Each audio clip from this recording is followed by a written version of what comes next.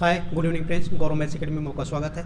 आज हम लोग अभ्यास आभाज्य संख्याओं के बारे में डिस्कशन करेंगे या प्राइम नंबर। तो आभाज्य संख्याएं क्या होते हैं उसके बारे में हम लोग डिस्कशन करेंगे। आगे हम लोग देखते हैं आभाज्य संख्याएं किसे कहते हैं या आभाज्य संख्याएं क्या होते हैं। मतलब वे संख्याएँ जिनके केवल दो गुणनखंड हों, वे संख्याएँ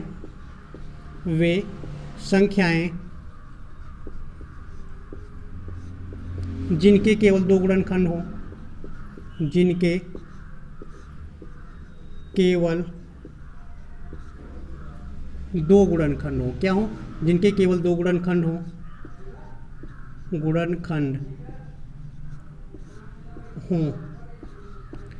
क्या बताया गया? वे संख्या जिनके केवल दो गुणनखंड हो, एक एक हो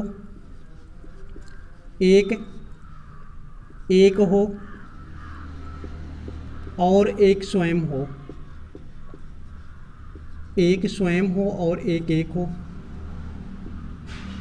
स्वयं हो वे संख्या हमारे क्या कहलाते हैं? आभाज्य संख्या है। वे संख्या जिनके केवल दो गुणनखंड हो, एक एक हो और एक स्वयं हो। या these numbers which have two multiples, these numbers which have two multiples,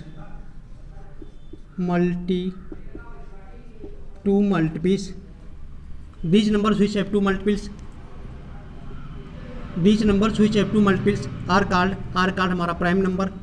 तो कौन कौन हो? एक बताया गया these numbers which have two multiples जिनके केवल क्या हो? दो गुणनखंड हो, एक एक हो एक स्वयं हो। one is one and other is itself।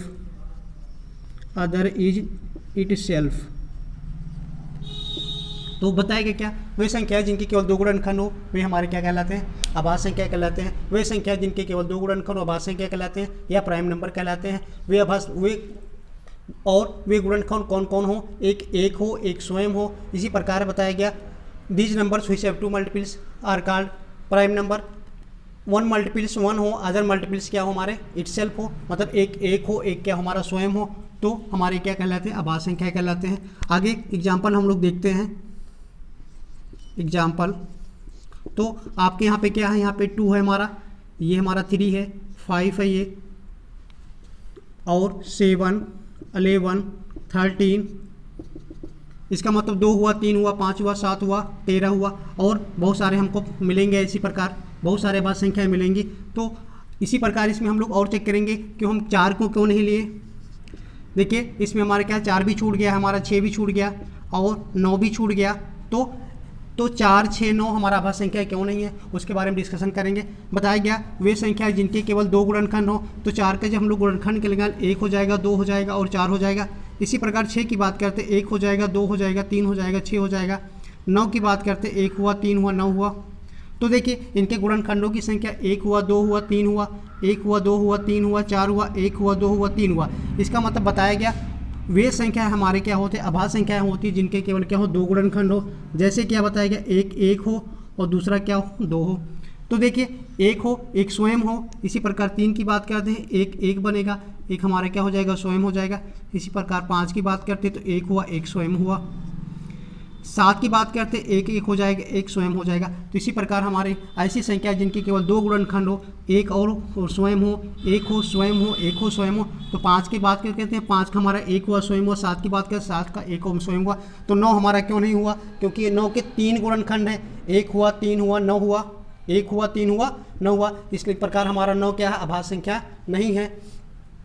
इसी में हम लोग आगे डिस्कशन करते हैं कि आगे हम लोग डिस्कशन करेंगे कि हमारी सबसे छोटी आभाज्य संख्या क्या होती है।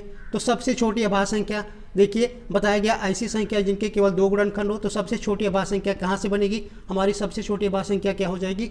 2 हो जाएगी। सबसे छोटी आभाज्य संख्या,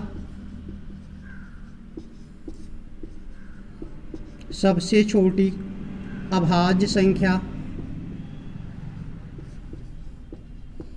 सबसे छोटी आभाज्य संख्या क्या हो जाएगी? हमारी 2 हो जाएगी। क्या बताया गया, सबसे छोटी अभाज्य संख्या हमारी 2 होती है, क्योंकि इससे छोटी कोई संख्या नहीं होती। इसी प्रकार सबसे बड़ी अभाज्य संख्या की बात करते हैं तो हमारा क्या हो जाएगा, अनंत हो जाएगा, क्योंकि बहुत सारी संख्याएं होंगी अभाज्य संख्याएं। क्योंकि देखिए यहाँ पे 2 हुआ, 3 हुआ, 5 हुआ, 7 हुआ, 11 हुआ, 13 हुआ, डाट डाट लिखा गया, इसका मतलब बहुत सारी अभाज्य संख्याएं बनेंगी। तो सबसे बड़ी अभाज्य संख्या नहीं बता सकते हम लोग, लेकिन सबसे छोटी अभाज्य संख्या बता सकते हैं। इसी प्रकार हम लोग और भी काम करेंगे। इसमें बताया गया 5,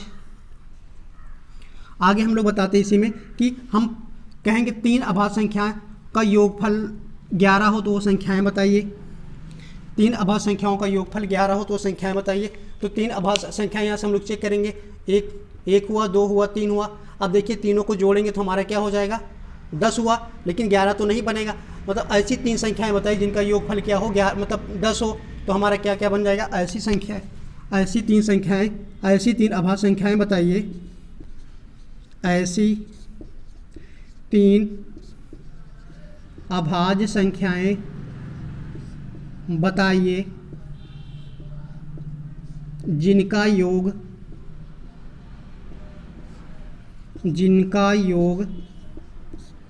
10 हो। बताया गया क्या, ऐसी 3 अभाज्य संख्याएं बताइए जिनका योग क्या हो, 10 हो। तो हम लोग यहाँ से चेक कर लेंगे, 2 हो जाएगा, 3 हो जाएगा, 5 हो जाएगा, 2, 3 और 5 को जोड़ेंगे तो हमारा कितना हो जाएगी, ये 10 हो जाएगा। तो ऐसी 3 अभाज्य संख्याएं कौन कौन बने हमारे, 2 हुआ, 3 हुआ, 5 हुआ। इसी प्रकार हम लोग आगे और भी एग्जाम्पल देखेंगे। ऐसी 2 संख्याएं बताइए जिनका योगफल 24 हो जाए, ऐसी 2 अभाज्य संख्याएं बताइए जिनका योगफल 24 हो जाए। तो हमारी अभाज्य संख्याओं की बात करें, 2 अभाज्य संख्या लेना है और दोनों को जोड़ने पे क्या मिलना चाहिए, 24 हो जाए। तो इसका मतलब 11 में 13 जोड़ देंगे, कितना हो जाएगा।